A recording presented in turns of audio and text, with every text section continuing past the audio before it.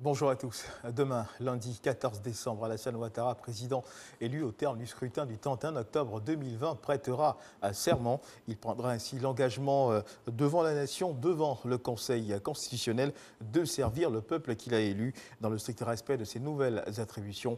La prestation de serment, le sens d'une cérémonie solennelle. La prestation de serment devant le Conseil constitutionnel. C'était il y a 5 ans. Nous étions en 2015 et Alassane Ouattara prenait l'engagement devant le Conseil constitutionnel et la nation ivoirienne de remplir sa fonction de chef de l'État dans l'intérêt supérieur de la nation. Je jure solennellement et sur l'honneur de respecter et de défendre fidèlement la Constitution, de protéger les droits et libertés des citoyens, de remplir consciencieusement les devoirs de ma charge dans l'intérêt supérieur de la nation. Bien plus que des mots, la force d'un engagement manifeste pour tout candidat qui sort victorieux de l'élection présidentielle et qui a désormais la lourde charge de conduire les destinées de la nation, protéger les droits et libertés des citoyens, remplir consciencieusement les devoirs à sa charge avec une phrase qui boucle la boucle. Que le peuple me retire sa confiance et que je subisse la rigueur des lois si je trahis mon serment. Une forme d'épée de Damoclès qui pèse sur ce serment, comme pour rappeler aux nouveaux pensionnaires du palais présidentiel que les responsabilités liées à l'exercice de sa fonction ne seront pas sans conséquences s'il venait à faillir. La prestation de serment, définie comme une promesse avant l'accomplissement d'un acte, marque l'engagement de celui qui s'y prête à se dépouiller de ses propres intérêts pour se mettre au service de ceux qui ont porté en lui leur confiance. L'incontournable exercice, régi par la disposition de l'article 39 de la Constitution ivoirienne, est l'un des saints sacrements de la République qui consacre la légitimité du nouveau chef de l'État. Voilà, une prestation de serment qui se fera sur la Constitution ivoirienne. Ce qu'il faut également savoir, c'est que pour l'occasion, la Constitution qui devient de fait l'élément central de la cérémonie s'est revêtue de nouveaux habits.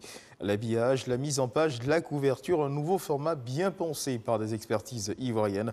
Des explications vous seront données à 13 h dans un reportage que vous proposera Gabriel Zani, qui reviendra également sur l'histoire de la prestation de serment du président de la République de Côte d'Ivoire. Ce qu'il faut également savoir sur le sujet, c'est que selon le président du Conseil constitutionnel, la prestation de serment du président de la République n'est pas une investiture, elle est une audience publique tenue devant les juges.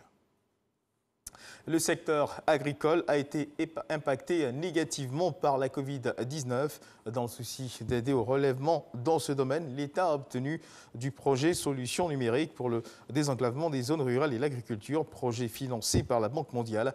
Il s'agit de l'Agence pour le développement de la filière ADERI, l'interprofession avicole ivoirienne IPRAVI et l'Office d'aide à la commercialisation des produits vivriers OCPV sont les structures qui bénéficient de cette convention signée dans le courant de cette semaine.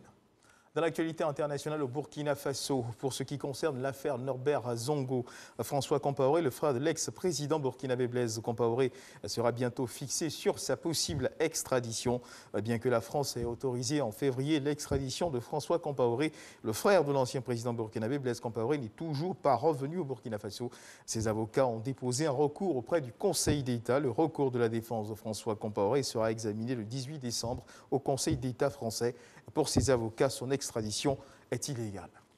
Le Nigeria est sous le choc après une nouvelle attaque qui a visé cette fois une école dans l'état de Katsina, dans le nord du pays. Un établissement d'enseignement secondaire a été pris pour cible hier vendredi par des hommes armés. Selon des habitants, des dizaines d'élèves ont été enlevés. Le président Mohamedou Buhari a condamné hier samedi l'attaque menée par ceux qu'il a qualifiés de lâches et visant des enfants innocents. Il a promis de renforcer la sécurité dans les écoles. Et dans le cadre du Dimanche Magazine de ce 13 décembre 2020, nous recevrons le ministre de la Santé et de l'Hygiène publique, Eugène Akaouele, avec lequel nous parlerons de la Covid-19. 9 mois après, quel bilan? Merci de nous avoir suivis. Ce flash est terminé. Je vous donne rendez-vous à 13 h pour le journal.